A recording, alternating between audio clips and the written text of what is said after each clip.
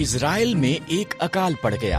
Elimelech, Naomi और उनके पुत्र भोजन की खोज में मोआब को गए। एलीमेलेक मर गया। पुत्रों ने मोआबी स्त्रियों ओरपा और रूत से विवाह कर लिया। तब पुत्र भी मर गए। तीनों स्त्रियों के पास पति नहीं थे। जब इज़राइल में अकाल समाप्त हो गया, नाओमी ने घर जाने का फैसला किया। मोआब में ही रहो, उसने अपनी बहुओं से कहा, ये तुम्हारा घर है।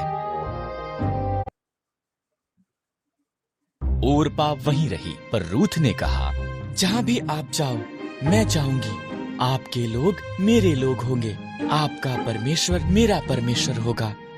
रूथ और नाओमी इकट्ठे वापस इज़राइल को गईं।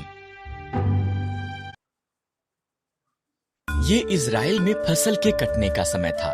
नाओमी ने रूथ से कहा कि वो जाकर खेत में काटने वालों के पीछे फसल को बीन ले। खेत एलीमेलेक के संबंधी बोअज का था।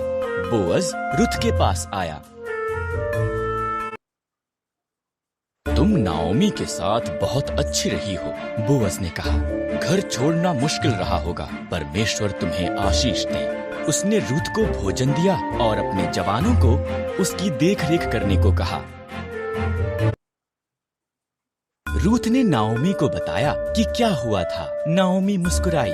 जब कोई मरता है, उसका निकट संबंधी उसके परिवार की देखभाल करता है। वो व्यक्ति उनका निकटतम छुटकारा देने वाला संबंधी है। बोअज हमारा निकटतम संबंधी है, उसके निकट ही रहना। इसलिए रूथ बोअज के निकट रही। वो हर दिन उसे और ज्यादा पसंद करने लगा। बोअज ने एलीमेलेक की जमीन खरीदी और नाओमी और रूथ की देखभाल की। तब उसने रूथ को उसके साथ विवाह करने के लिए कहा। रूथ से एक पुत्र ओबेद पैदा हुआ। ओबेद का पुत्र यिशै था। यिशै का पुत्र दाऊद था और दाऊद इज़राइल का महान राजा बन गया। इसलिए परमेश्वर ने रूथ को आशीष दी, ठीक जैसा कि बोअज ने प्रार्थना की थी।